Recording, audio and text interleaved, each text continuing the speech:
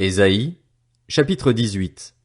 Malheur à toi, pays des grillons ailés situé de l'autre côté des fleuves de l'Éthiopie, toi qui envoies des messagers par mer, dans des embarcations légères qui flottent sur l'eau.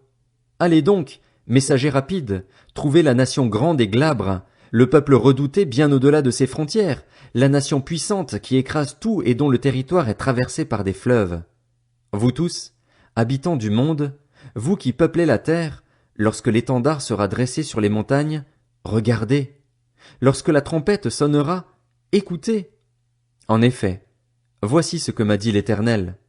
Je veux rester tranquille et regarder de ma place, pareil à la chaleur des rayons du soleil, aux nuages porteurs de rosée dans la chaude période de la moisson. Avant la récolte, quand la floraison sera terminée, quand le raisin commencera à mûrir et se transformera en grappe, il coupera les sarments avec des serpes, il enlèvera, il élaguera les branches. Ils seront tous abandonnés aux oiseaux de proie des montagnes et aux bêtes de la terre. Les oiseaux de proie passeront l'été sur leurs cadavres, et toutes les bêtes sauvages de la terre l'hiver. À ce moment-là, des offrandes seront apportées à l'Éternel, le Maître de l'univers, par le peuple grand et glabre, par le peuple redouté bien au-delà de ses frontières, par la nation puissante qui écrase tout et dont le territoire est traversé par des fleuves. Elles seront apportées à l'endroit où réside le nom de l'Éternel, le Maître de l'univers, sur le mont Sion. Ésaïe, chapitre 19.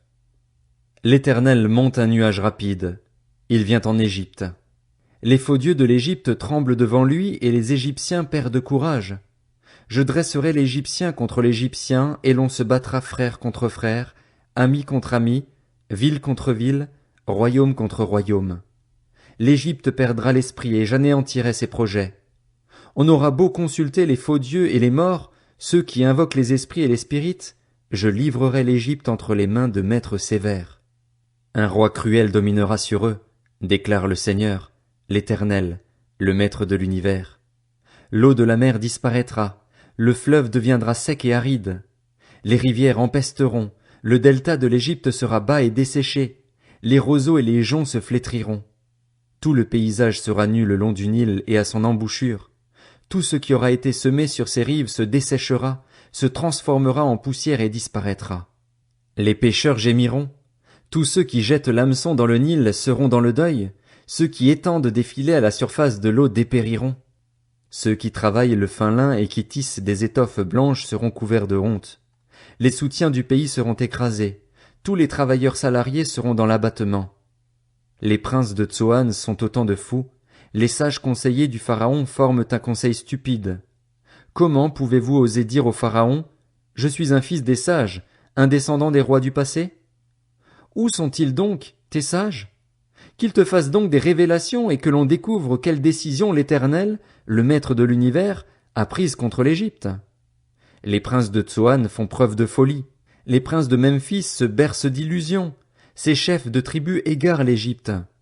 L'Éternel a déversé au milieu d'elle un esprit de vertige, et ils égarent les Égyptiens dans tout ce qu'ils font.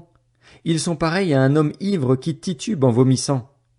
L'Égypte sera incapable de faire quoi que ce soit, du plus important au plus insignifiant, du sommet au bas de la société. Ce jour-là, l'Égypte sera pareille à des femmelettes. Elle sera terrifiée, elle tremblera de peur en voyant l'Éternel, le Maître de l'univers, brandir sa main et la lever contre elle. Le pays de Juda sera une source de terreur pour l'Égypte. Dès qu'on le mentionnera devant elle, elle sera saisie de frayeur à cause de la décision que l'Éternel, le Maître de l'univers, a prise contre elle. Ce jour-là, il y aura 5 villes en Égypte qui parleront la langue de Canaan et qui prêteront serment par l'Éternel, le Maître de l'univers. L'une d'elles sera appelée ville de la destruction. Ce jour-là, il y aura un autel consacré à l'Éternel au cœur de l'Égypte, et près de la frontière du pays un monument en l'honneur de l'Éternel. Ce sera un signe et un témoignage pour l'Éternel, le Maître de l'univers, en Égypte. Quand ils crieront à l'Éternel à cause de ceux qui les oppriment, il leur enverra un sauveur, un défenseur qui les délivrera. Ce jour-là, l'Éternel sera connu des Égyptiens et les Égyptiens connaîtront l'Éternel. Ils le serviront avec des sacrifices et des offrandes, ils feront des vœux à l'Éternel et les accompliront. Ainsi, l'Éternel frappera les Égyptiens. Il les frappera, mais il les guérira et ils se convertiront à lui. Il répondra à leurs prières et les guérira. Ce jour-là, il y aura une route entre l'Égypte et la Syrie. Les Assyriens se rendront en Égypte et les Égyptiens en Assyrie, et les Égyptiens serviront l'Éternel avec les Assyriens. Ce jour-là, Israël sera le troisième, avec l'Égypte et la Syrie, à être une bénédiction pour toute la terre.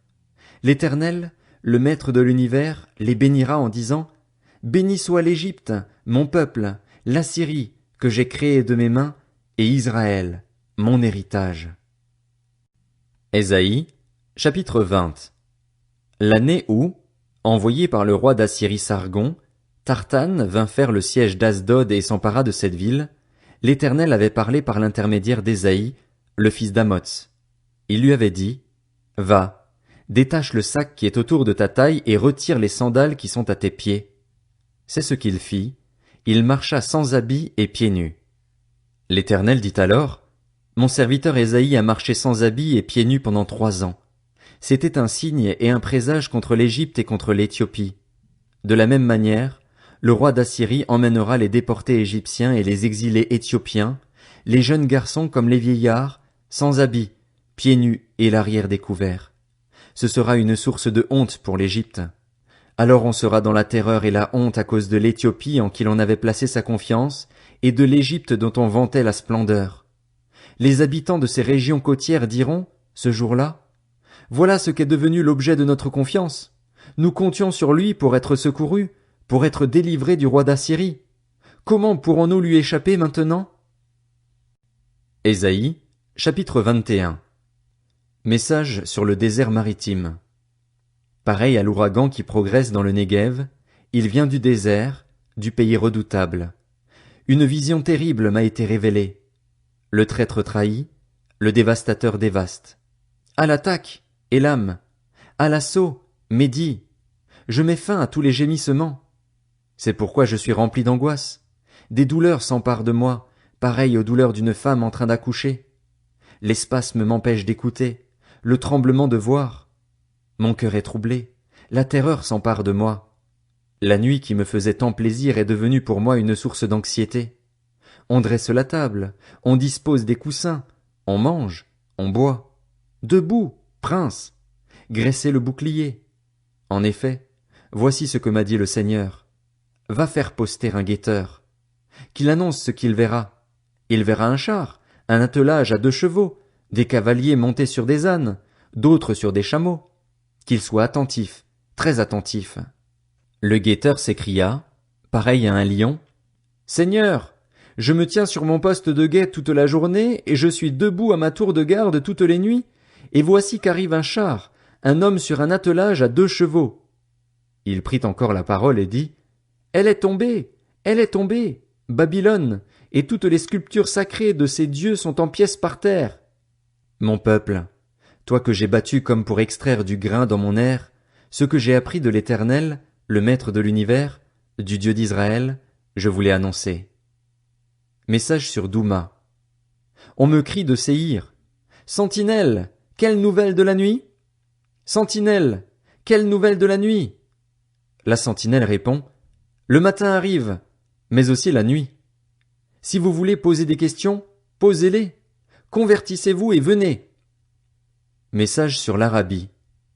Vous passerez la nuit dans les forêts de l'Arabie, caravane de Dedan. Allez à la rencontre de l'assoiffé, apportez-lui de l'eau. Habitants du pays de Théma, allez à la rencontre du fugitif avec du pain. C'est qu'il fuit devant les épées, devant l'épée dégainée, devant l'arc tendu, devant la férocité des combats. En effet, voici ce que m'a dit le Seigneur.